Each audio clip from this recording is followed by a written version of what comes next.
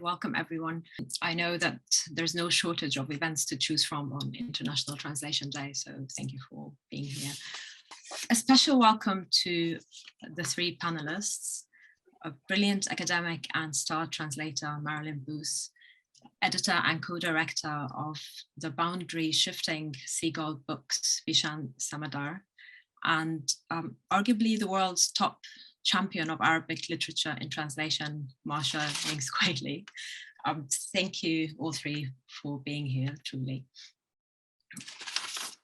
As this panel has come out of a mentorship program, one question that we're really keen to explore is how different does it feel for someone joining the field, starting as a translator, working with Arabic specifically today? How different is their experience to how it would have been, say, 10 or 15 years ago?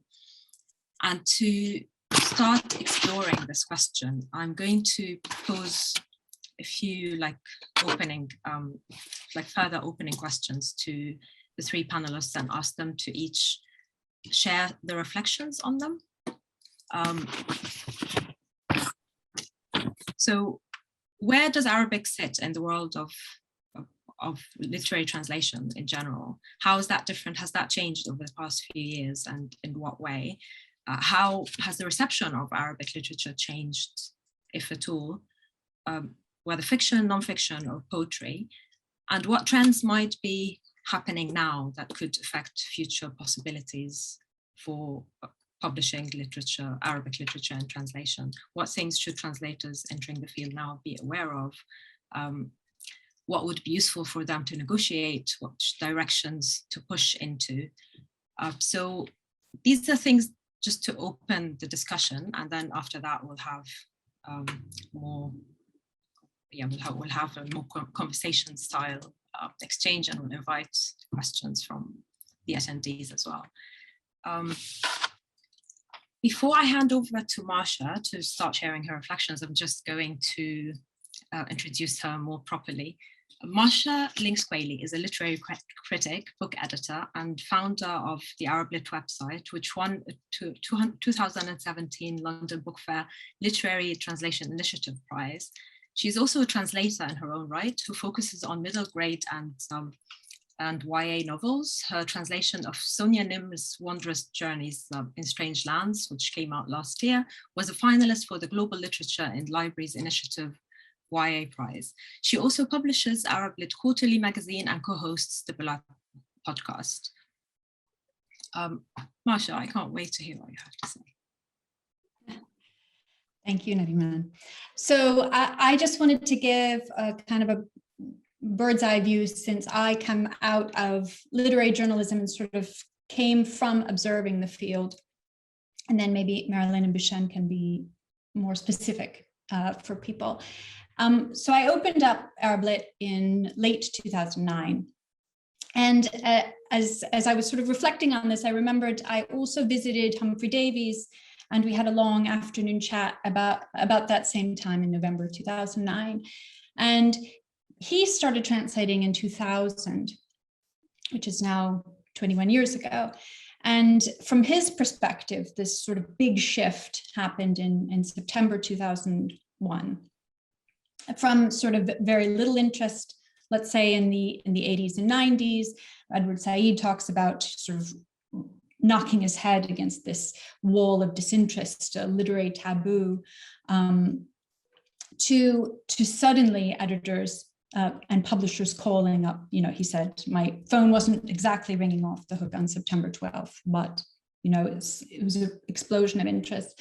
It was a very sort of particular kind of interest. I think Sinan Antoun calls it forensic interest.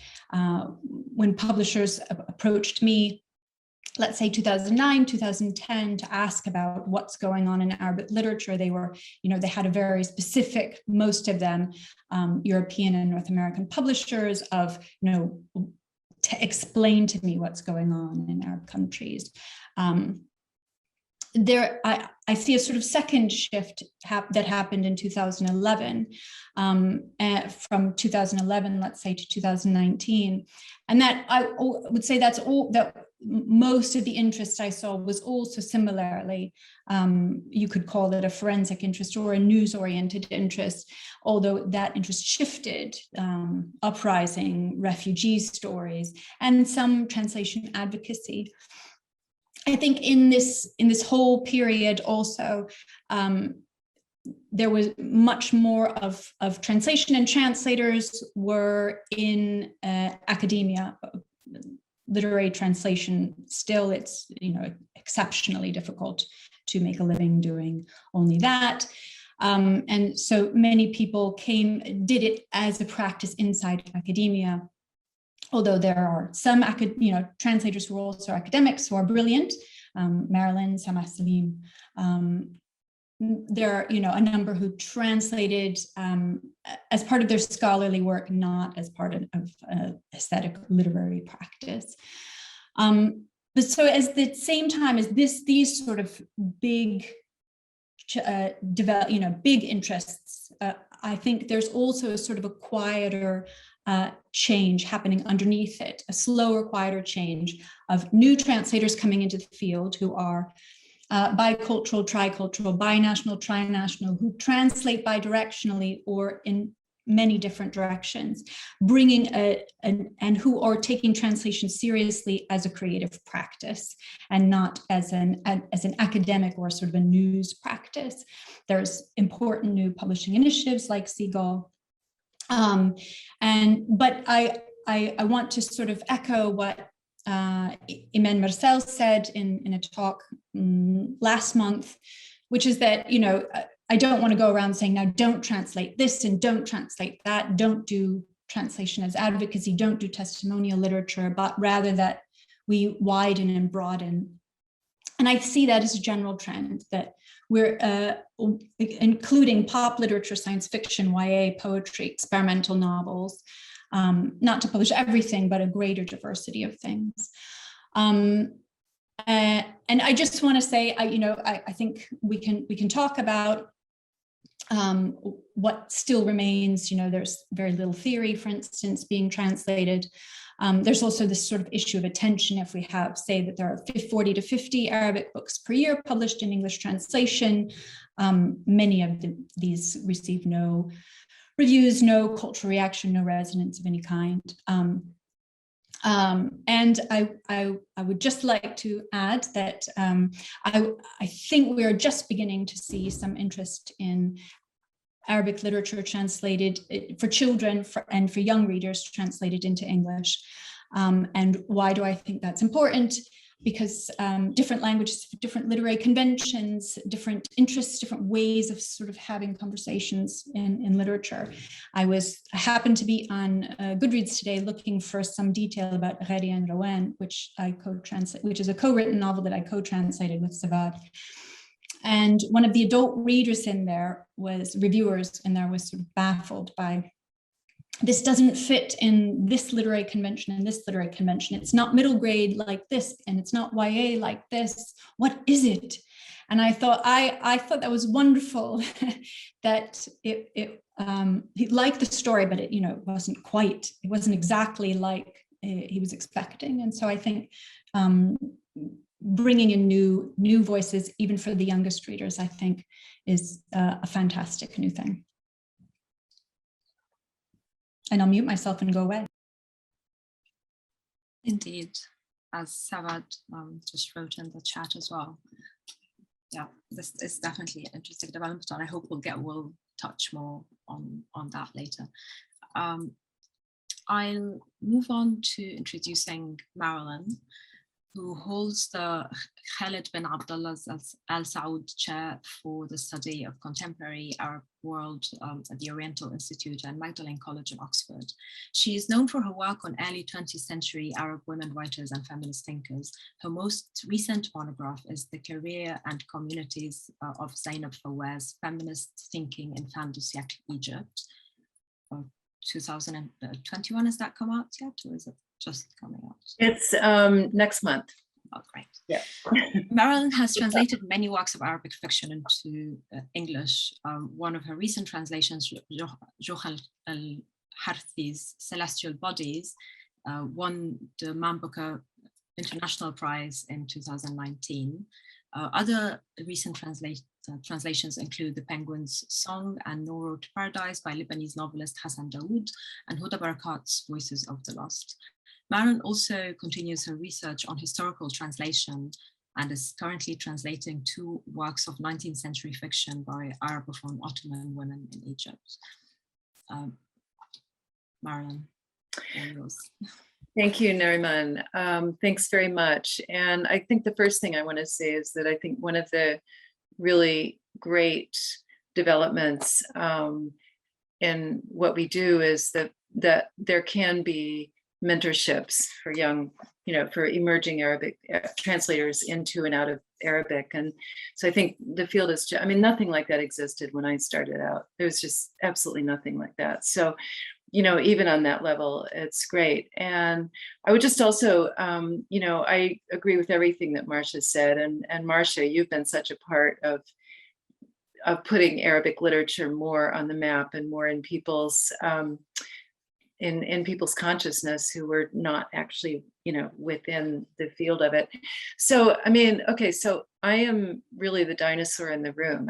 I started translating in the mid 1980s, believe it or not. I was still a graduate student, and I tried to do translation in an artistic way, even in my academic work. I thought that was really important. And then I started translating other things. And I have to say that the first translations I did were actually for indie presses, and there weren't many of them at the time. And I think, to me, one of the biggest and most important changes over the past years has been the fact that indie literary presses are so important, and they are recognizing Arabic literature as, a literature in the world that deserves as much attention as any other. So I think that's hugely important. Although I still actually want to say that, academic presses, they may not be our first choice, but they've been so important in supporting the field and doing really beautiful, often just really beautiful production and editing. And there's one thing about academic presses, they tend to keep things in press longer. So, there is so I guess what I would say is I think the sort of biggest and most positive change I can see is just such a broadening of the field of possibility for publishing Arabic literature. And I completely agree with Marcia's historical narrative. There was a change with 2001, but it wasn't necessarily a very happy change for those of us who wanted to support and translate, the works of Arabic literature that we were passionate about, because those weren't necessarily the works that publishers wanted. Still, it was an opening. And I think, it's gotten better from there. And I also just want to interject before I forget that I was delighted to see today the Society of Authors campaign that translators' names should go on the covers of books. Hey, yeah, right. We all know that, but it's publishers are somehow they seem to, many of them or some of them, I don't want to, publishers differ enormously like all the rest of us. Some embrace having translators as co-writers on the covers of books, and others don't. So anyway, that's a good initiative, and I think it's indicative of the very good way that things are moving. And we who translate Arabic literature obviously are part of a much bigger movement where translation and translators are being recognized more and more. And I also, again, with my kind of as a working translator, but also as an academic, I think the fact that translation studies as an academic field has become so vibrant really does help us. We may not always feel that connected to it, but it really helps us. And one of the things that's great about it is that there is a new emphasis in line with a lot of other things that are going on in feminist studies, post-colonial studies. I mean, it makes sense that this would happen, but there's an emphasis on translators' agency.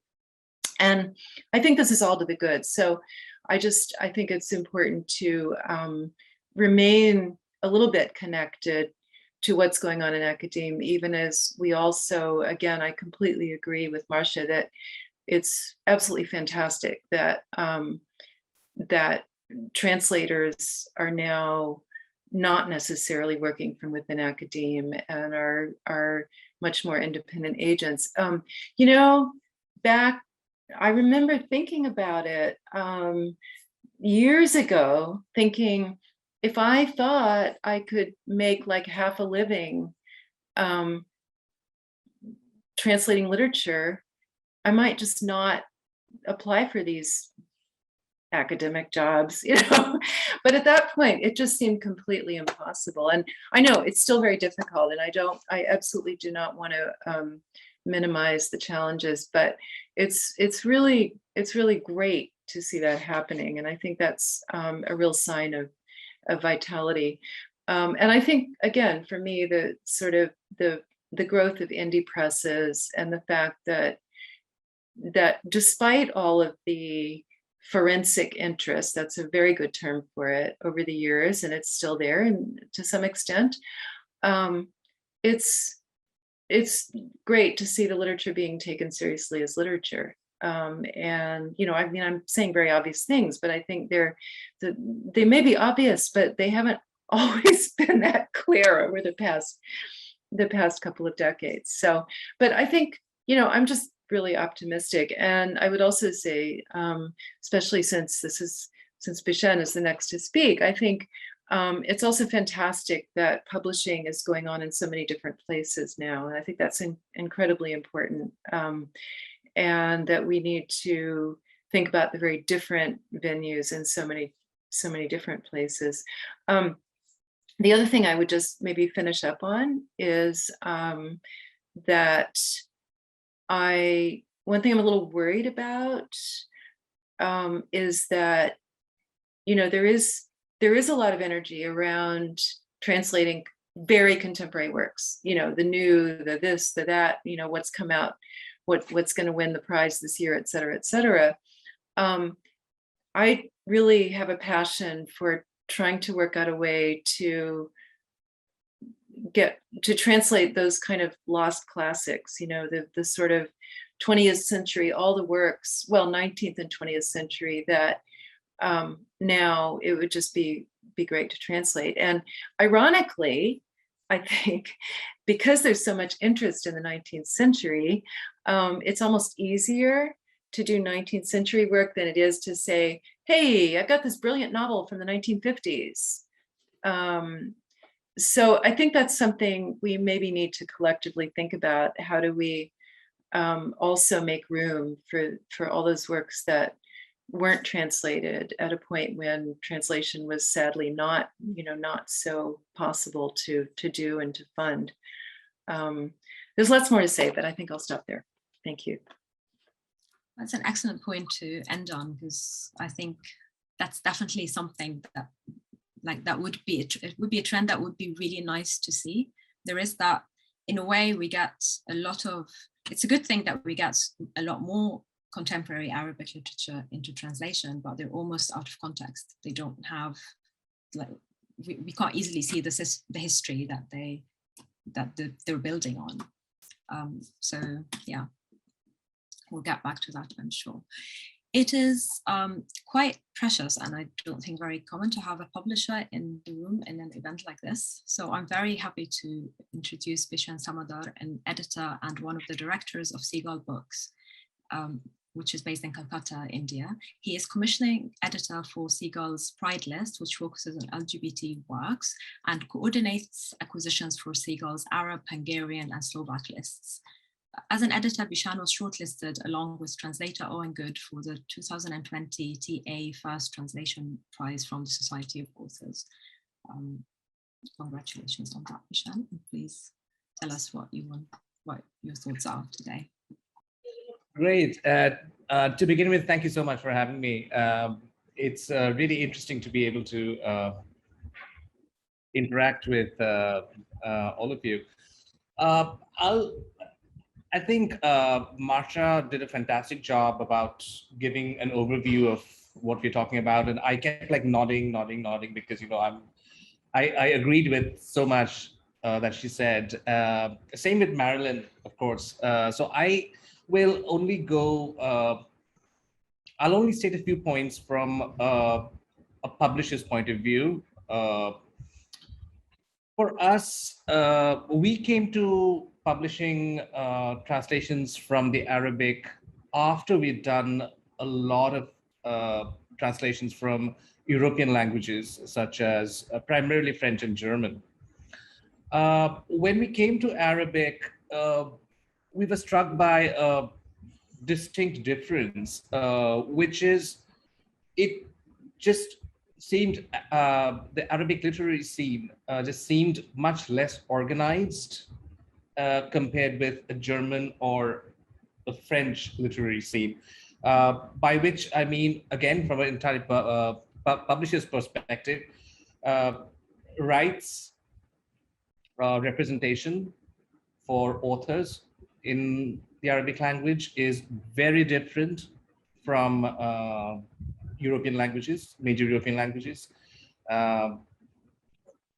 Also, institutional support for translations from the Arabic is not as organized, is not as strong as literature from Switzerland or Germany or France or now even Spain starting this year, I'd say. So these were some of the challenges that we faced, but there were challenges. So it's been a very interesting journey for us for the last about 7-8 years that we've started publishing Arabic literature. The way Seagull works has always worked for 40 years is it's the vision of our publisher Naveen Kishore and his personality just that drives everything. There's hardly ever any strategy, well thought out strategy or something like that. It's much more about instinct. It's much more about like, I really like this collection of poems, so we must publish it. It's much more like that. My job as part of our Arab list is to give as much structure as possible to this entire program, so to speak.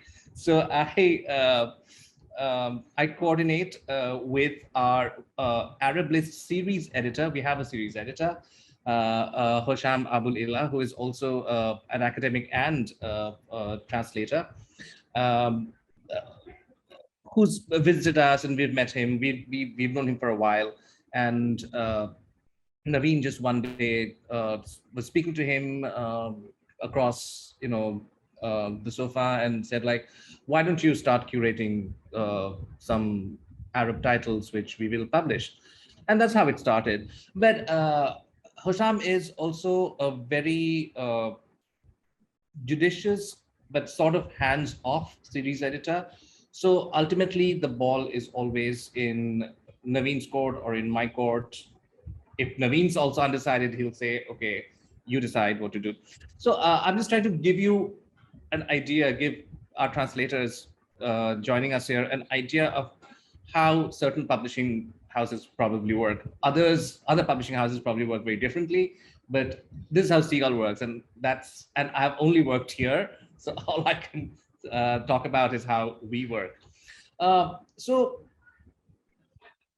because of the sort of less organized, conventionally organized way in which Arabic publishing works, the job of translators becomes really, really important because they are the scouts.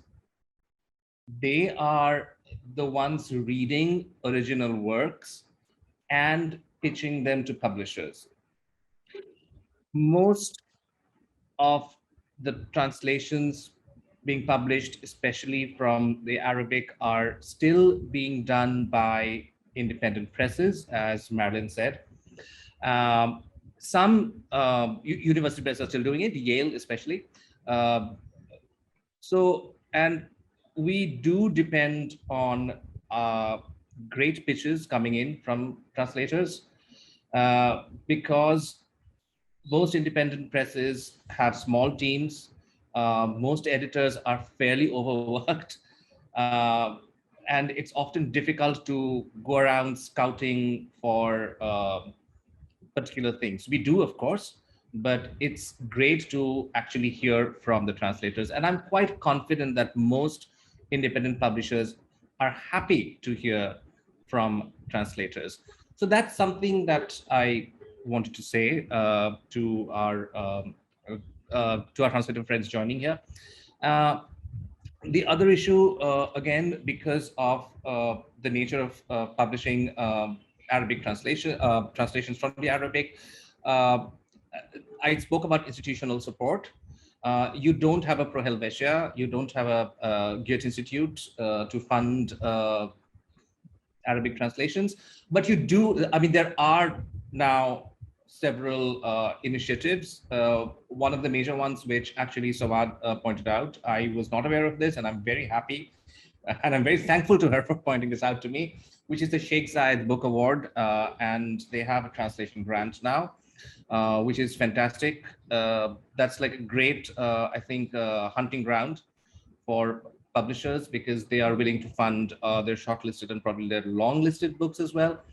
So I've got an intern, a very smart intern now, who I've put him in charge of like scouting for interesting stuff from there. And of course, our translator friends such as Sawad are always throwing in throwing in suggestions. So these are two important things that I wanted to say from the publisher's point of view. And yes, as Madeline was saying, no, I think both Marsha and Madeline said, in terms of the future, we are looking at more diverse kinds of literature. I would say mostly it's been Arabic fiction, novels being published in English translation, and of course some poetry. Some major poets, famous poets, have been represented in English. But I think there is growing interest in philosophy, in sort of more experimental writing, which blends genres. Uh, these are actually doing good. I mean, I can say that from our own experience of publishing some such books, which we were very surprised, very pleasantly surprised that, oh, this is great. This is doing well, really. Wow, fantastic. So I think the future is bright, and I just want to see more interesting kinds of literature coming out of the Arab world, and be able to give a global audience the chance to read those in English translation. That's my point. Thank you so much, Bishan. Just I also have to ask you quickly, what do you do with the translators' names on the cover? Just as the only publisher representative. That's something I did. I thought I was like, out of my 6 minutes. For 40 years, from the very first book that Seagull published in the 1980s, we have always put the translator's name on the cover of our book. This is not even an issue that we've ever even had to discuss with anybody. It is written into every contract that we sign with translators, that it will appear not just on the cover, but on the front cover of the book. It will appear in every possible advertisement that we carry of the book. This is something that Naveen did from day one, because Seagull started publishing Indian literature in English translation. And that was very important, because in India, we have like so many languages. People don't really speak those languages to each other. So English is a link language. And we have always had our translators' names right there. And as a matter of fact, in India, in Indian publishing, that's the norm. I mean, in India, there is a lot of translations happening now for the Indian market. And I haven't seen any book which doesn't have the translator's name on the cover. So I think this is honestly fairly,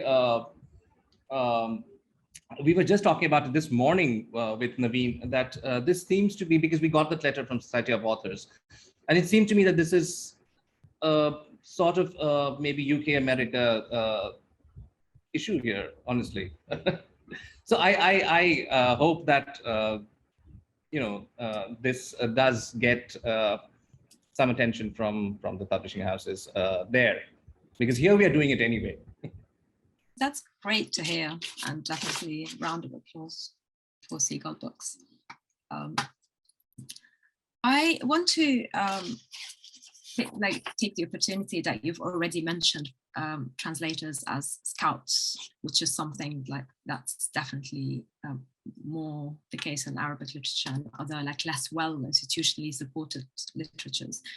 So this is a question that I know interests the mentees of the program that we've been working on, and there are a lot of questions about pitching and how, what is expected and from in a pitch. And this is a question to all three panelists, and your based on your experiences, I'd like to hear something from each of you on that. What is normally included in a pitch? Does the translator also write the reader's report? Do some publishers pay for reader's reports? I think some do, some don't. In my I don't that, yeah, but this might also be changing. At what point of working on a project should a translator start pitching it?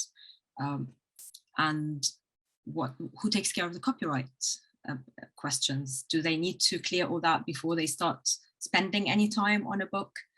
But shouldn't that be the publisher's job? There are all these questions that for an emerging translator could be really daunting and could result in putting off pitches and waiting for things to happen in some other way. So yeah, who wants to go first to tell me your experience in that? I can, if we can go ahead, Marsha. Continue to go around in circles. So I think, unfortunately, as Bishan points out, there is less support for Arabic to English translation than in some other languages. In some languages, you do find funding bodies that will support you to do a sample for translators. In Arabic, there is no body like that. We've been trying to convince at least I've been trying to convince the Etisalat Award for Arabic Children's Literature to fund samples of each of the shortlisted YA novels, for instance, but nobody seems interested in funding this sort of thing. So generally, I think most people do this out on their own, invest their own time in it. So for instance, I'm pitching a YA novel right now, Wild Poppies. It won the Etisalat Prize for Arabic Children's Literature in the YA category last year, but I just sort of invested my own time in doing about a 5,000 word sample, my own version of a reader's report. And then now Pushkin Press has contacted, they told me that they are also requesting reader's report. So they will pay for that reader's report. So they've asked somebody else to read this novel and see if I'm crazy or if it's actually good, and put together a reader's report. They will pay a small fee for that. But as for my work, in the initial part, no, that's entirely, it sort of invested on spec because I believe that this is a good book. So I think in most cases, this is the case. I'm not sure, for instance, maybe somebody else can speak to whether, for instance, does Yasmina at Raya Agency pay people for samples? I'm really, I had, so I've been contacted by publishing houses to do a reader's report, but never on something that I might translate, only to assess somebody else's work. So I think in my experience and what I've heard from other people is most of this work goes in upfront on a hope and a prayer.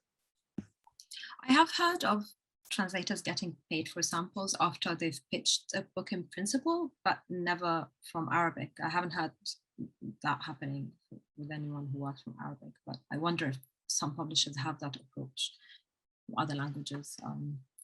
I don't know. Marilyn? Yeah, no, my experience, I'm afraid, has been very similar to Marcia's. I'm not a really good person to talk about this because I'm one of those foolish people who has done a number of translations without having any publisher, any funding. You know, I've had so many interviews about celestial bodies where the interviewer has said, "Oh, you were commissioned." I'm like, no, I was not bloody commissioned. I translated this novel before I had no publisher, and they're always shocked. It's like, oh, so we do a lot of that. Like Marcia, yeah, I've been paid to look at other people's translations, and that's good. I'm glad that's happening. That's mostly been from, I think, entirely been from academic presses in my case. I've been paid for a couple of translation samples, but I think in general, in general, we also, I think this raises another issue, is that translators don't usually have agents. And so it's usually a sort of odd relationship with an agent, and the agent may ask you to do a sample and pay for it, but they're not necessarily your agent. And so it can sometimes not be very, very clear. I have been paid a couple times to do samples, but generally not. And I mean, this is a problem, and I think a related problem to this, which we've all talked about before, is that once you do get in the door and you're translating something, oftentimes you're asked to do a lot of work that actually you are not being paid for through your contract. So you're asked, for instance, to actually act as a literary editor, which translators should not be. We are translating published works, and this is a different job. And so we're often asked to do that. We are I recently angered a publisher by really pretty much refusing to do much publicity, because I said, look, you refuse to pay me as an author. You're paying me as a piece worker. So I'm a piece worker. I did the work I committed to in that contract. If you're going to ask me to do other things, we need to have another contract. And it's really hard, because on the one hand, you care about the work and you want to be there and you want to publicize it, but we do have to think about labor rights. And that's actually a huge issue, and there's a lot of activism going on around it, which is good. I don't know, we'll see. It's not exactly a great economy in which to be trying to do that, but I think these issues are all connected. And I think the tricky thing is, trying to be true to ourselves in the profession and doing the work we want to do, and pitching these things that we care about. I mean, I'm pitching 2 novels right now that I really want to translate, and nobody's paid me to do the stuff I've done on that, to do that, but to also think about, what does this mean in terms of the profession and in terms of labor rights? I don't know. I don't have an answer to that, but I think we need to keep talking about it, at least for a start. Thank you for that. I think that's that's definitely returning to this point of labor rights and contract negotiation. But I want to hear from Bishan as well first. What's your ideal pitch? What would it look like?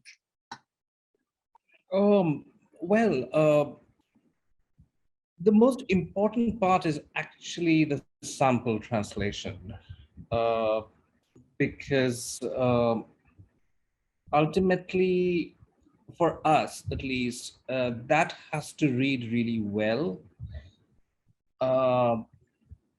because we generally publish literally on the merit of the work, as opposed to calculating any form of salability, any form of particular political relevance. All those things are obviously there in the background for any work.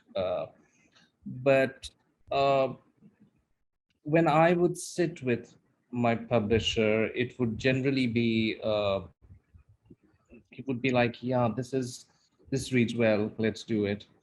Um, and a lot of pitches come in with a lot of rationale about why it should be translated, why it should be, which is great, but sometimes uh, we skim through that part, to be honest. But it's good to have that, because I'm sure some presses would really look through that and appreciate that. Uh, so yeah, the sample translation, it should be, I mean, we expect it to be like, say, at least if it's a novel, maybe at least a chapter.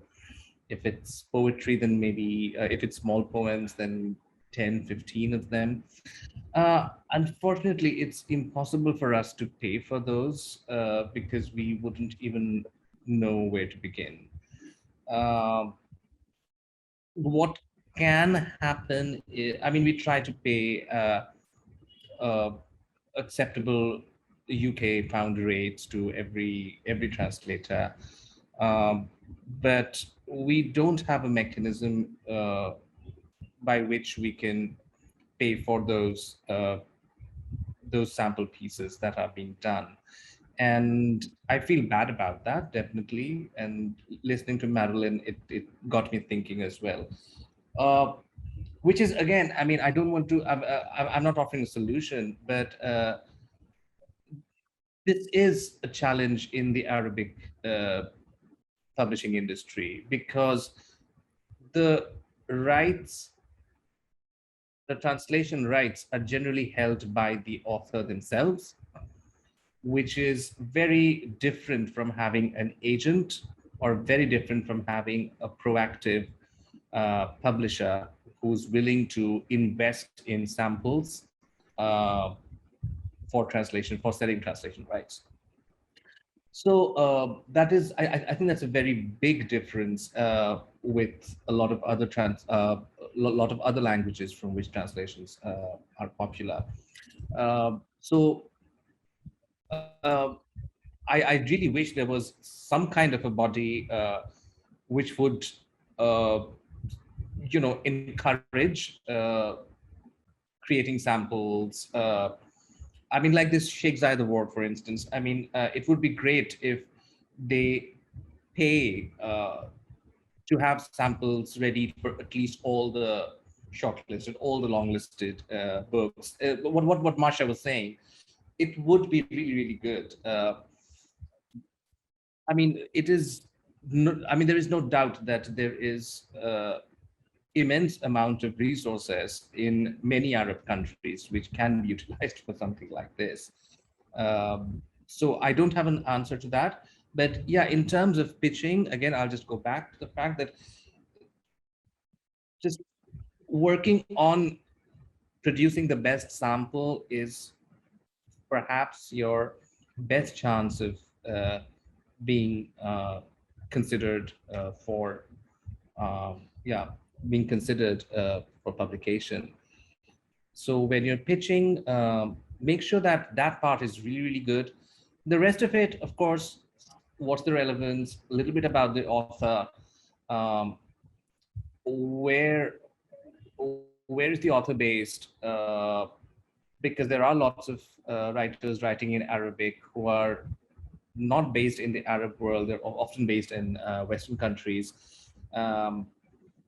That's also from a sort of sales and marketing point of view.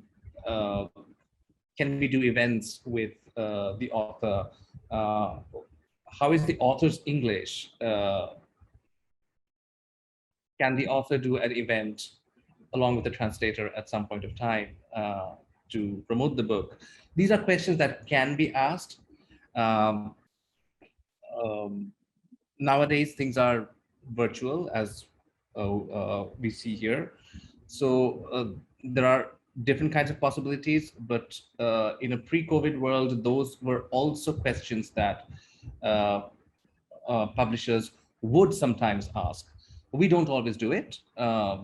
It's sometimes you're surprised. We only get to know where a person lives only when they send us their address to send the copies. I'm like, oh, you live in Germany. Okay, sorry, I thought you were somewhere else. So again, as I said, we might be an exception. We might be eccentric, but we don't put so much pressure on, so much emphasis on the rationale or the marketability or sellability. But these are questions which might be asked by certain presses. So when you're pitching, be prepared with those also. But the sample has to be like really good. It should be your best work. I think so. Thank you. To go back to the question of labor rights, I think this is something like maybe a conversation like this that includes translators and publishers needs to happen more often, because it's often like these things are usually discussed among translators, and there's a lot of activism happening among translators, and maybe more independent publishers are starting to be part of the conversation as well.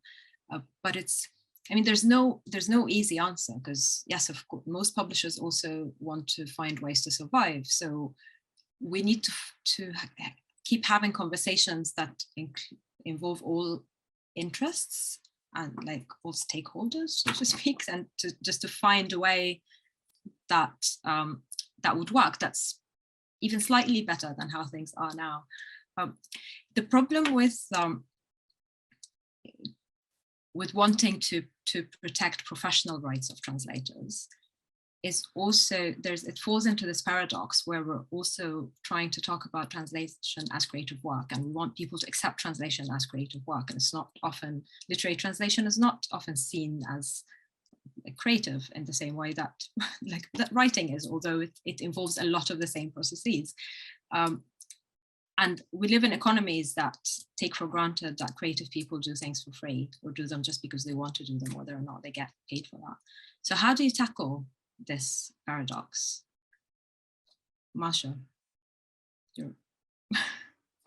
How do you tackle? Yeah, okay. So so you have several questions. So if translators aren't creative, then they're professionals and then they need to be paid. But if they are creative, then they should be doing it for free.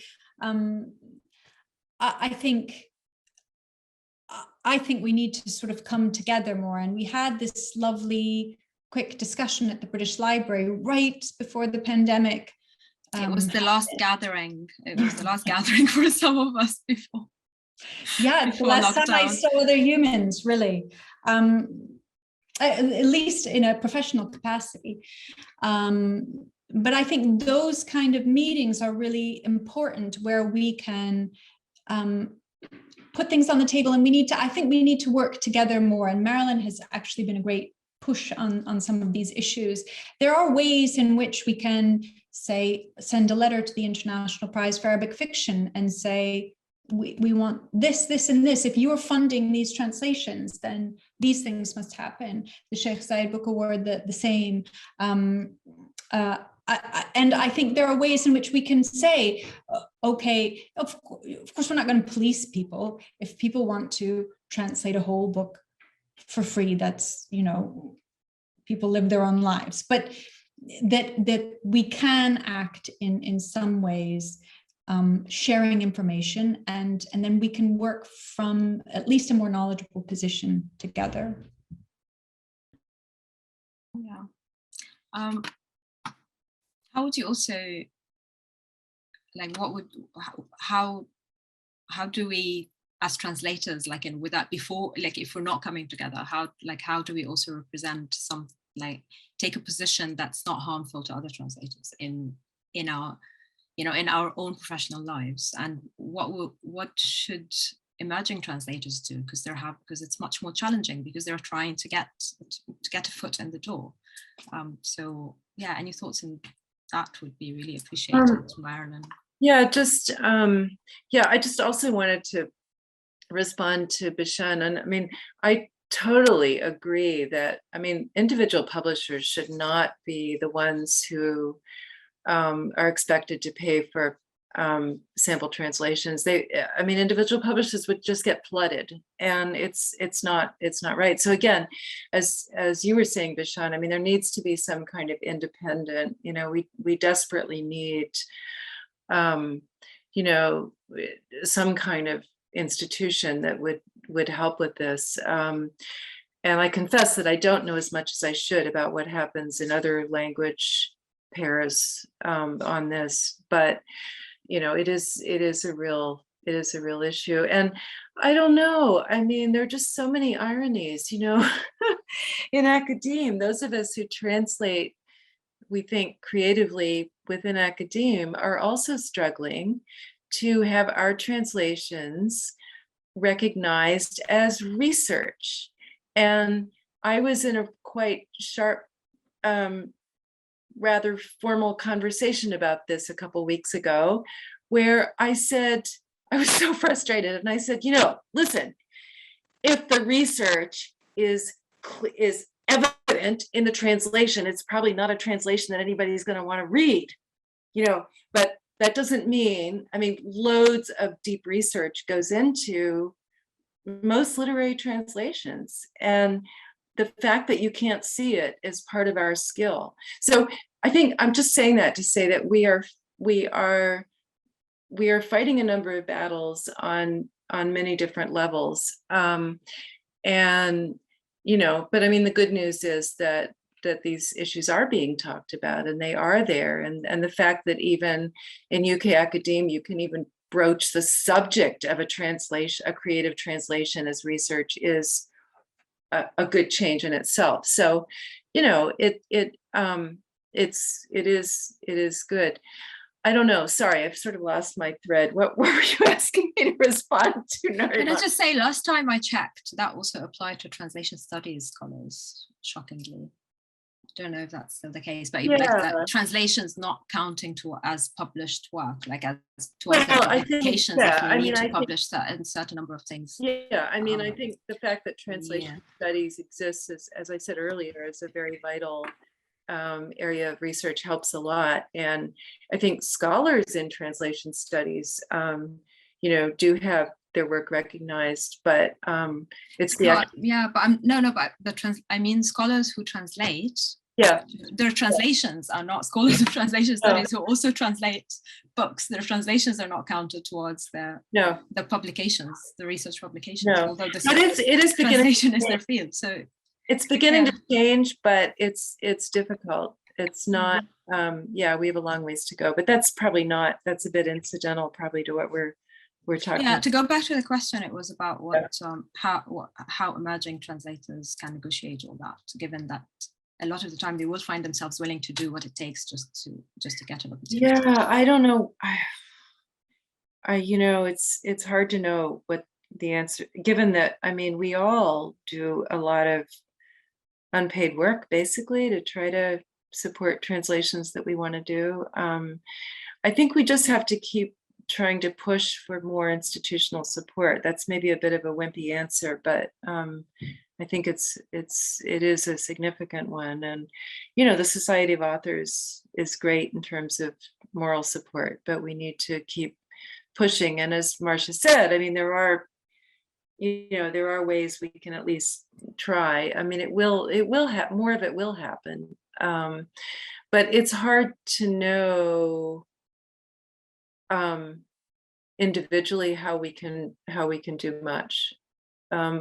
Aside from just thinking about our own limitations and borders and how much are we willing to do and how much are we going to push back. And you can have, you know, when you do say to a publisher, okay, I'll do this, but I won't, unless you pay me more, I won't do that. You can end up having some productive conversations. And it's true that publishers are, you know, very close to the bone, and I very much respect the work that publishers do. And it's not as if it's not as if indie publishers are making lots of money. I mean, you know, this is a very tough sector to be in, and I'm extremely appreciative of that. So we have to keep that in mind. But I think part of it is we have to think about ways to work together, and maybe not as adversaries, but as partners. And sometimes that's slightly hard to do, but it's, you know, it's important to try to do. And we all in the end want the same thing. We all want the same result,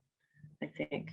And in the meantime, we all just continue to compromise and occasionally have a rant with each other. That's how it works. I want to invite the attendees to start asking questions in the chat. And while those collect, I'm hoping they will start collecting. I'm surprised no one has asked questions. I think people were very respecting the structure very much. But please do start ask questions. I'd just like to point out something that Sawad has put in the chat, something she's written, which is interesting about Amazon Crossing, which publishes a very large number of translations. And she says that you can pitch something there and they'll pay you for a sample and a reader's report. That's very good. Amazon should definitely be doing that. They're I mean, if there's money somewhere, then it's there. So I think if anyone should be doing that, I'm very happy this is happening. I'm very happy this is happening.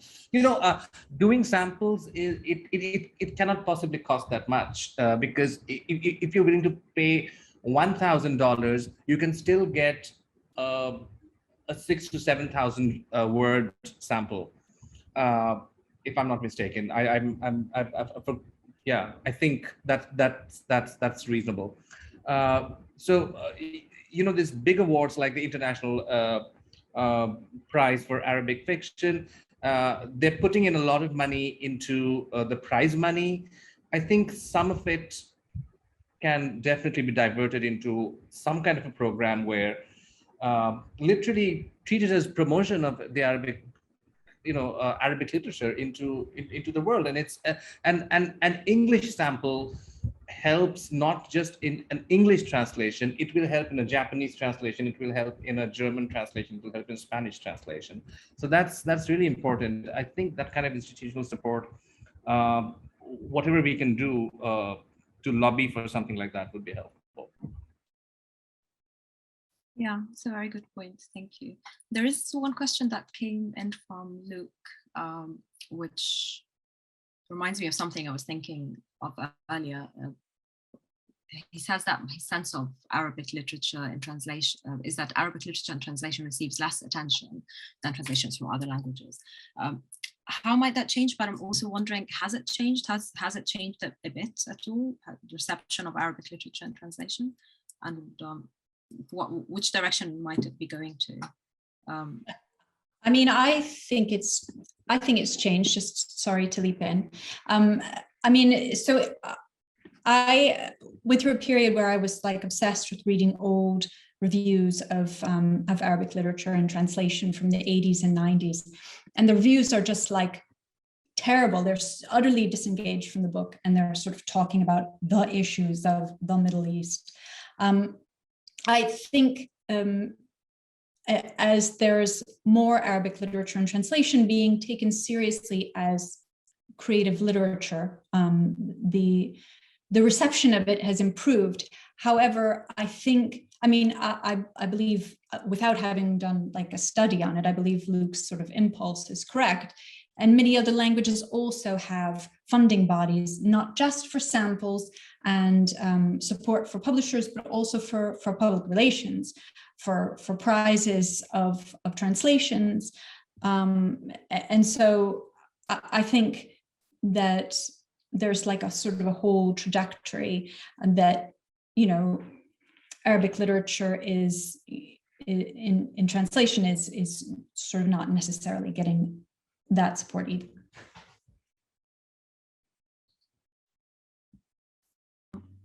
Would anyone else like to add to this?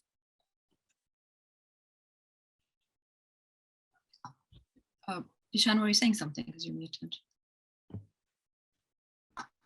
No, there are a couple of other questions where I will be able to help. So I mean, it's up to you. Yeah, so let's move to Adi's question then about, because they're very like specific she's interested in details of how the contract negotiations.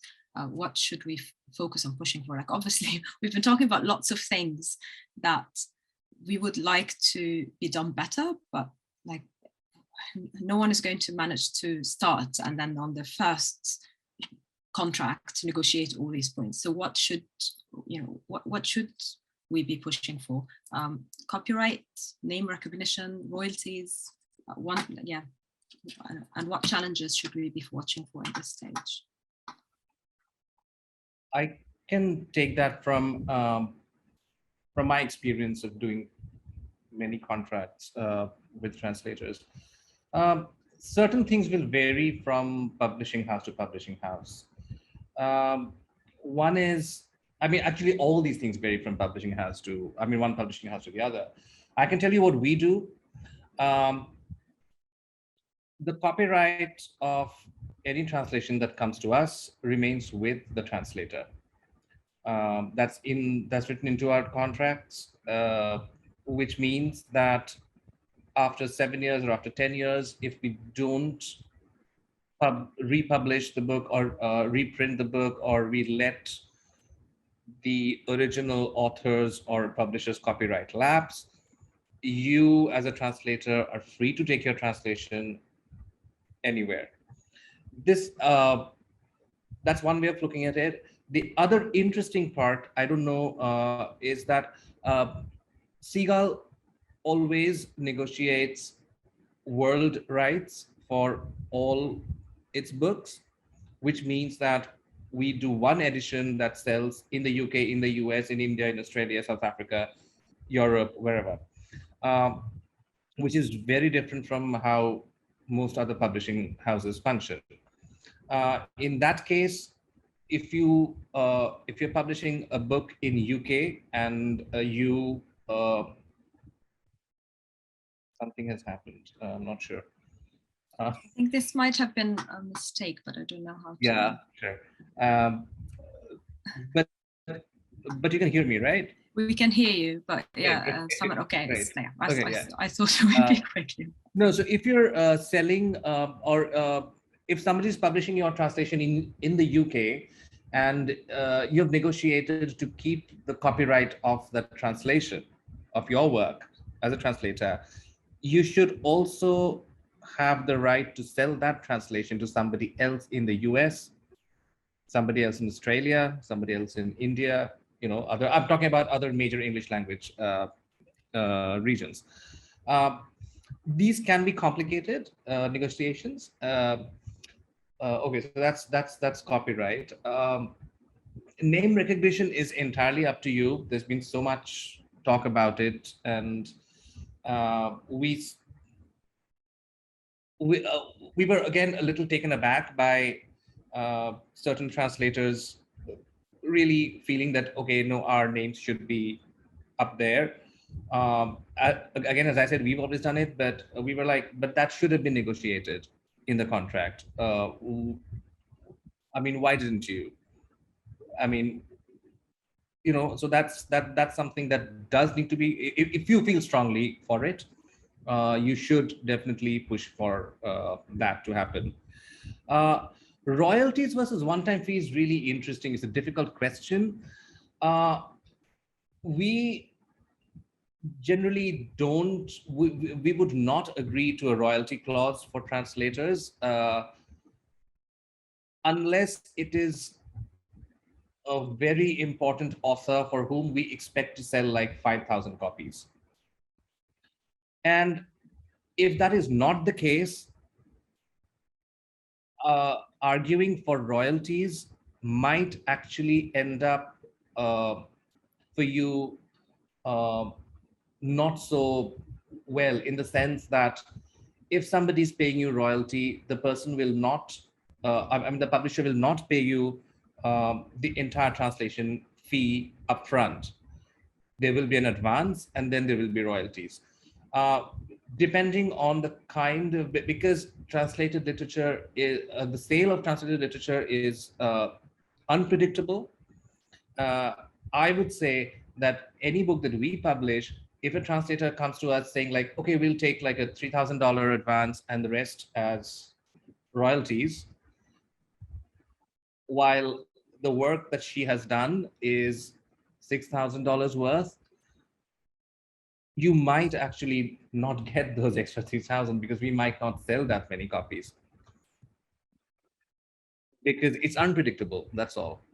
So if you're asking for royalties, you have to understand that you expect, or the publisher expects, like many thousand copies of the books to be sold, which is possible for something like if it wins Man Booker International, or if the author is a Nobel laureate or is on the Nobel possibility list. That's something. Otherwise, I would say a one-time fee at the rate suggested by the Society of Authors, which is, I think the minimum is £95 per 1,000 words. If you can negotiate that, that's good. I would also add. No, carry on. Yeah, that goes on. Sorry to interrupt, but I also want to add, definitely join the Translators Association or a Translators Association wherever you are as soon as you can. There's Alta in the US. In the US, yeah, they can be very helpful with contract vetting, and yeah, like we've all had to ask for advice on things like that at some point, and usually you can get like really deep, you can get someone to look at the clauses in your contract, and it makes a huge difference. Can I just break in really quickly there, because I'm curious to know what Bishan would think. I mean, to me, what I ideally would like to get, and I don't always get this, but is, yes, the translator's fee, you know, according to Society of Authors recommended amount, and then that whole fee is paid, but it's treated as an advance, so that if the work does incredibly well, and only if it does incredibly well, then you would get a royalty at the end. But you wouldn't get that unless it really did well. And so it seems to me, you know, that the translator, if the work does very well, then the translator should be part of that and should benefit from that. But if it doesn't do so well, you're getting the fee that was negotiated. And I mean, that's kind of my attitude. I don't know if that makes sense to you, but just curious. That isn't quite what you were saying. So I just went. Yeah. I mean, it's, if you can negotiate that with your publisher, that's great. If you think that the entire amount of the translation fee you can take as an advance, and with some translators who want to do this, we would have a clause like, if the book sells more than 10,000 copies, then a royalty clause for the translator kicks in. That can be written in the contract. I mean, we don't blink much because our books don't sell 10,000 copies generally.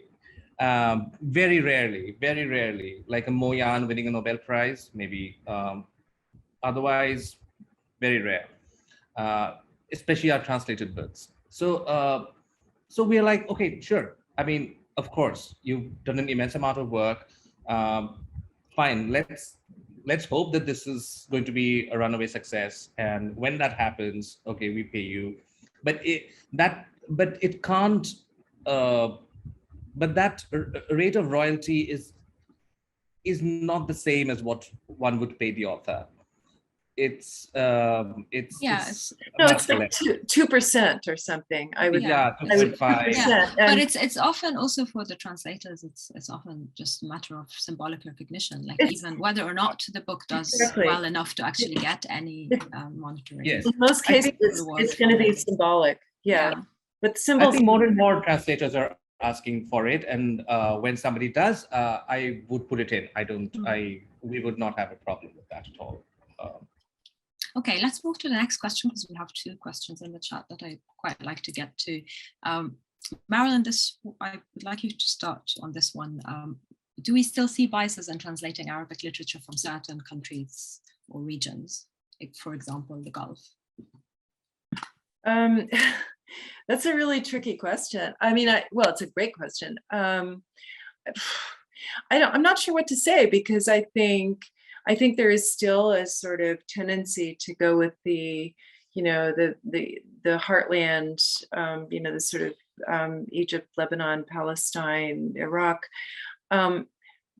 But I mean, to me, one of the things that was really great about the Man Booker was that people were suddenly like, oh, harumph, oh my, you know, and I think that's a good thing, to sort of open things up a bit, and it actually gives writers from places that aren't Egypt, Lebanon, Palestine, Syria, Iraq, a little bit more hope. I should say the Maghreb too. I mean, obviously, you know, I don't actually feel like the biases are about where a book comes from. It may be that there is still more of the forensic political bias going on in terms of, you know,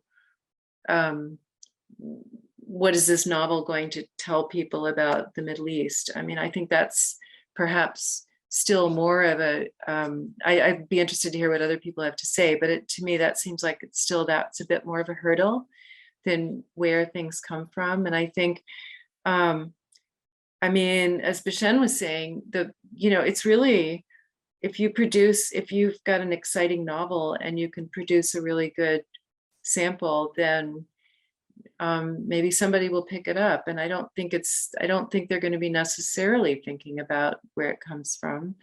Also, there's just so much has shifted politically, right? So for better or for worse. I'm not saying that's good. And I obviously do not want choices to be made on political grounds, but there's an inevitability about some of that happening. I mean, that's got it. I'm afraid that's part of the picture, but I don't think that tells us exactly, you know, what choices are going to be made. I'd be interested in hearing Marcia's thoughts on that as well. So I think there's like certain pathways of translation. So you do find more books from the Maghreb in French translation or originally written in French, both of those. And in English, there's more books coming from Egypt, Lebanon, Palestine. I think a lot of that is, where did translators go? Who did translators meet? Who are translators reading? What are their friends recommending to them to read? I think some of that is changing. I do think publishers often will emphasize, not Siegel, but many publishers will emphasize, this is the first woman writer from Oman translated into English. You know, if we could get the first Mauritanian woman with, you know, who's over 7 feet tall, wearing a funny hat, translated.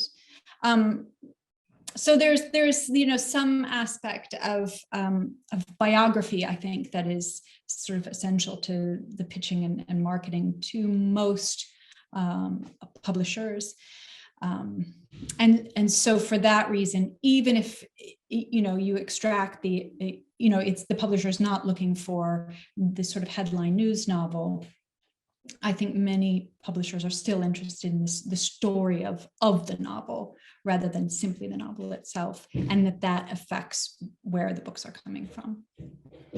Yeah. There's another question from May about whether it is important to teach literary translation in graduate programs for Arabic English translation. And I'm going to venture a resounding yes for that. If it's an Arabic English translation program, then yes, that, like, including existing literary translations.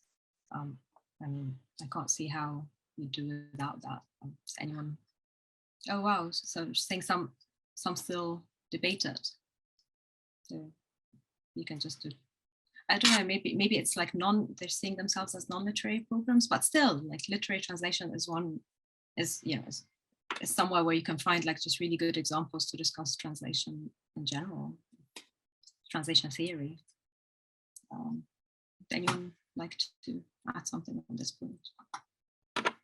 Just the nodding might have to do it. Yeah, I mean, I would just add that I think, I mean, we don't specifically teach literary translation at Oxford, but the students are really interested, and so we do, a lot of those conversations go on, with students, even when it's not formally being taught. So there's a lot of interest, which is great. But yeah, if it's an Arabic English translation program, then that's different. Yeah, but yeah, so I mean, of course, there is also other adjacent question of an Arabic studies programs.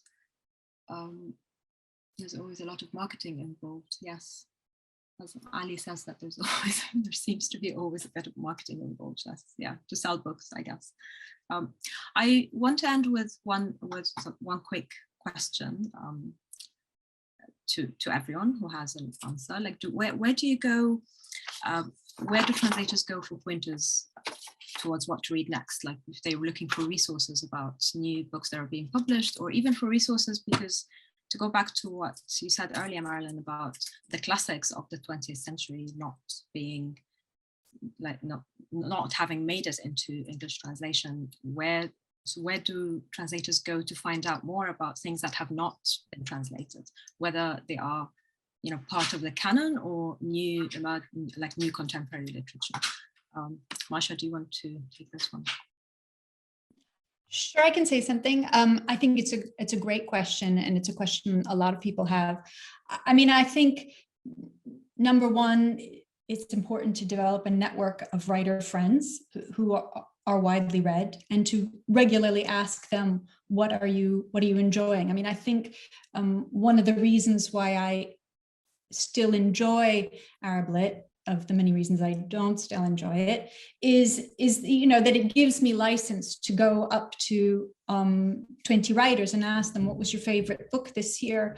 What are you really enjoying? There are, a number of these lists out there, like there was the Arab Voices list that came out last year of recommend 32 books, Egyptian books, for translation there.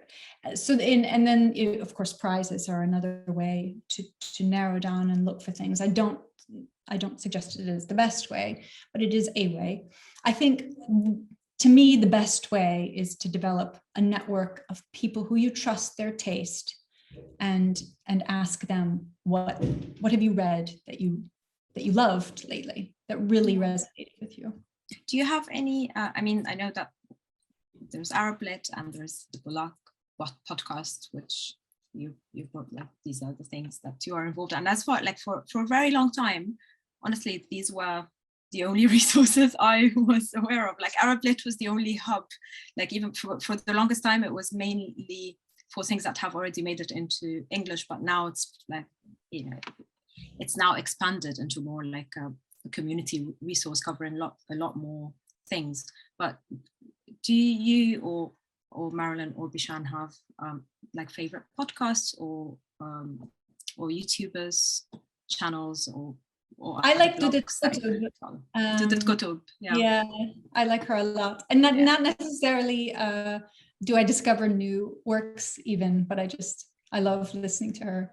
I love discovering new booktubes in particular. I think it's a fun way of seeing what's going on with young readers and what are they feeling passionate about.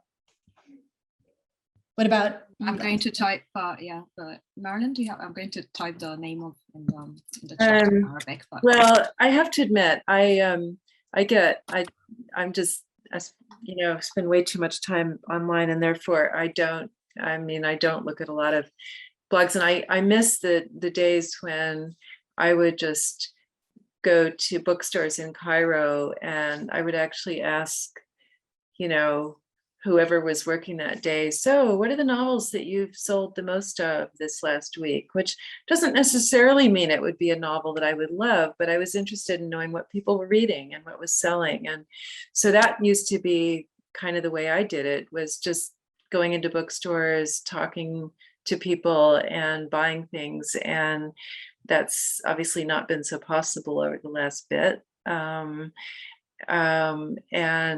you know, I guess as an academic, I have to plead that I always have too much to read, so I'm not as much in touch. But I completely agree with Marcia that talking to both writers and other readers, and you know, what are you reading? What is you know, what has impressed you? That's really the best way, because after all, in the end, reading is about community, and it's about community and communication and being part of a, you know, and sort of going out there and finding out what other people are looking at. So I would agree. I mean, whether or not you think you're on top of things or in touch with whatever is coming out latest, Marilyn, you manage somehow to find the most amazing and beautiful books to translate. So, well, yeah, but yeah, I have. But I mean, there are a lot of beautiful and amazing books that I haven't known about as well. So, you know, we're just lucky that there's such a rich, I mean, I think I just am thrilled by the writing that's going on and the publishing, and you know, the various also indie publishers in the Arab world, and just I think we need to just remind ourselves just how much fantastic writing is going on. True. We have, on that beautiful note, we have magically come to the end of our 90 minutes. Thank you so much, Bishan, Marsha, and Marilyn, for your time and for your amazing input and very generous input today, and like a really lively discussion. I'm sure everyone has enjoyed it greatly, and yeah, like a round of applause. I think maybe we could end with everyone turning on their camera again if they feel like it, just so that we can say a group goodbye and good night.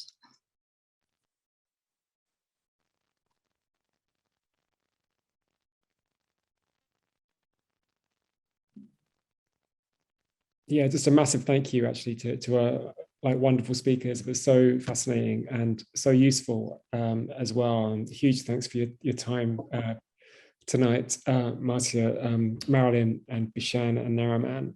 And Bishan, I know it's a pretty late night for you as well. You're doing well. And massive thank you to everybody for coming as well, and for such brilliant questions. It's good to see you all. Thanks a lot. It's been great. Thank you. All right. Bye. Yes, thanks. Thank you. Bye. Bye. Night, everyone.